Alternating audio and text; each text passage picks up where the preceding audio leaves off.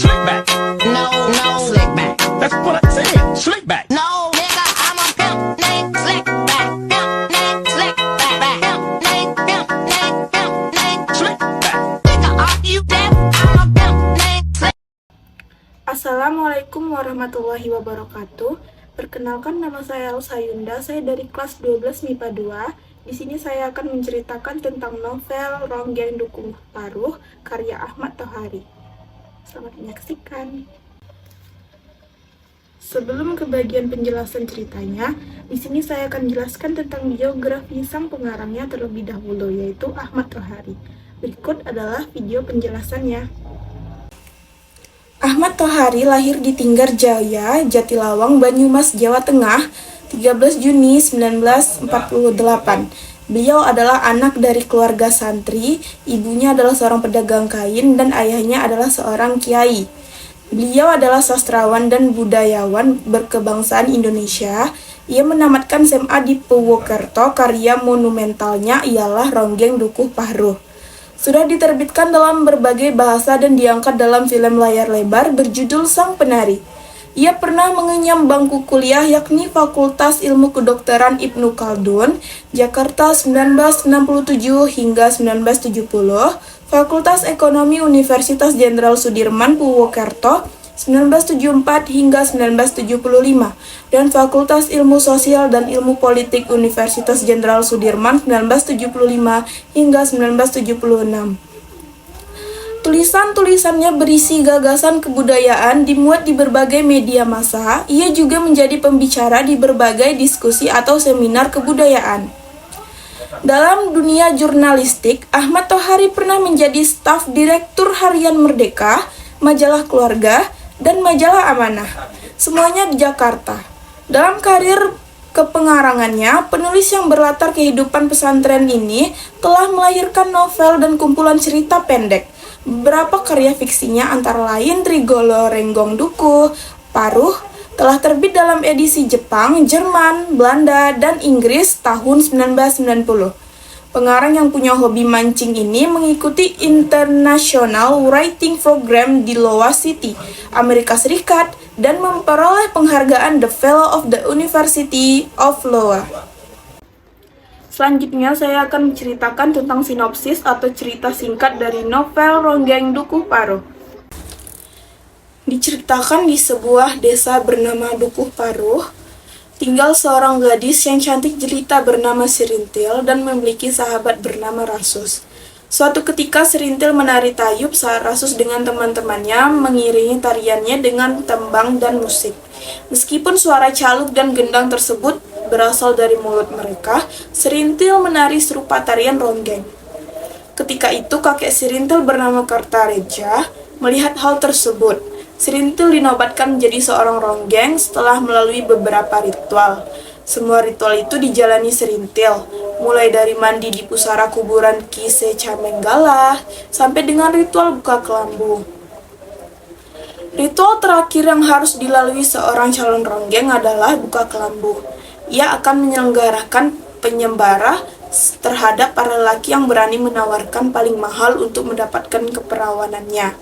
Setelah ada seseorang lelaki yang mampu memenuhi persyaratannya, maka ia akan memberikan keperawanannya pada lelaki tersebut. Rasus tidak rela melihat itu. Ia tak rela melihat Serintil melepas kesuciannya begitu saja demi ritual buka kelambu untuk menjadi ronggeng yang sesungguhnya. Serintil juga berada di dalam kebimbangan antara ingin menjadi ronggeng yang sesungguhnya. Serintil juga merasa takut melakukan ritual tersebut.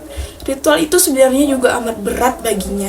Akan tetapi akhirnya Serintil memberikan kesuciannya kepada Rasus secara diam-diam tanpa imbalan apapun. Meskipun setelah itu juga ada lelaki yang memenangkan sayembara buka kelambu itu. Serintil akhirnya menjadi ronggeng yang terkenal setelah ritual buka kelambu dilaksanakan. Ia menjadi ronggeng yang laris dan menjadi pembicaraan semua orang. Setiap orang memujinya. Ia juga semakin kaya setelah menjadi ronggeng. Tak kuasa melihat Serintil yang telah menjadi ronggeng, Rasus pindah dari Dukuh Paruh ke Dauhan. Awalnya ia bekerja menjadi pesuruh di pasar, tetapi akhirnya ia bekerja bersama para tentara yang bertugas di sana. Rasus pun akhirnya juga diangkat menjadi seorang tentara berkat kejujuran dan kegigihannya. Setelah menjadi ronggeng, justru Sirintil menyadari bahwa ia mencintai Rasus. Ia ingin merasakan kelembutan sentuhan lelaki dan merasa jenuh menjadi ronggeng. Sirintil mengajak Rasus menikah, tetapi Rasus menolak karena lebih memilih menjadi tentara. Sirintil sangat bersedih karena hal tersebut. Sirintil yang sudah mulai merasa jenuh menjadi seorang ronggeng dukuh paruh, sering menolak untuk melayani para lelaki. Bahkan beberapa kali menolak untuk meronggeng. Sebenarnya ia ingin memiliki hidup yang lebih tenang, yaitu memiliki suami dan anak. Memiliki keluarga yang bisa menenteramkan hatinya.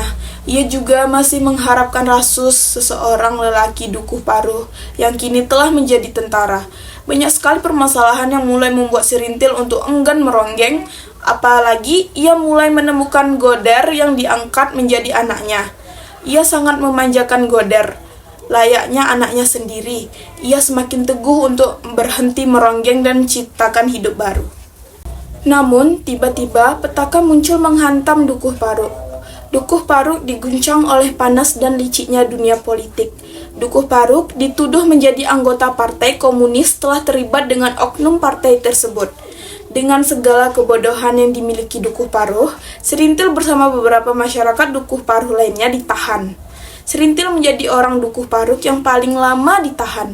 Setelah ia dibebaskan, kehidupannya sudah dimulai berubah. Ia mulai tertutup dengan orang lain, pandangan orang lain terhadapnya juga mulai berubah karena identik dengan partai komunis tersebut serta menjadi bekas tahanan. Hingga ia bertemu dengan Bajus, lelaki yang mulai dekat dengannya. Dengan ketulusan dan kebaikan Bajus, Sirintil menjadi terbuka dan dekat dengan Bajus. Semakin hari, Sirintil semakin dekat dengan Bajus dan kehidupan Sirintil mulai membaik. Rasus yang telah lama tidak pulang, akhirnya ia kembali ke Dukuh Paruk untuk berlibur. Mengetahui hal itu, hati Sirintil sempat goyah. Ia sebenarnya masih menyimpan rasa terhadap Rasus, tetapi ia tak bisa berbuat apa-apa juga, menyadari bahwa ia sedang dekat dengan Bajus. Suatu hari, Sirintil diajak Bajus untuk mengikuti acara tertentu. Ternyata selama ini Bajus telah memiliki rencana jahat terhadap Sirintil. Bajus ingin menyerahkan Sirintil kepada bosnya sebagai hadiah agar bisnisnya lancar. Sirintil sangat terpukul karena ia telah begitu percaya pada Bajus. Namun Bajus justru merupakan lelaki yang jahat. Karena itu Sirintil mengalami gangguan jiwa dan menjadi gila. Melihat kondisi Sirintil yang memprihatinkan, Rasus merasa iba. Ia akhirnya membawa Sirintil ke rumah sakit. Di sini saya akan menyampaikan amanat dalam novel Ronggeng Dukuh Paruh. Amanat yang akan saya sampaikan ialah, dalam menjalani kehidupan ini, kita dituntut untuk selalu tulus dan bersyukur serta tidak serakah akan kepentingan duniawi. Hindari perbuatan-perbuatan yang merugikan orang lain seperti berbohong dan perbuatan-perbuatan yang berbau kriminal. Sekian video dari saya dan penjelasan saya. Jika ada kesalahan dan kekurangan dalam penyampaian yang saya berikan, mohon dimaafkan. Saya akhiri dengan Assalamualaikum warahmatullahi wabarakatuh.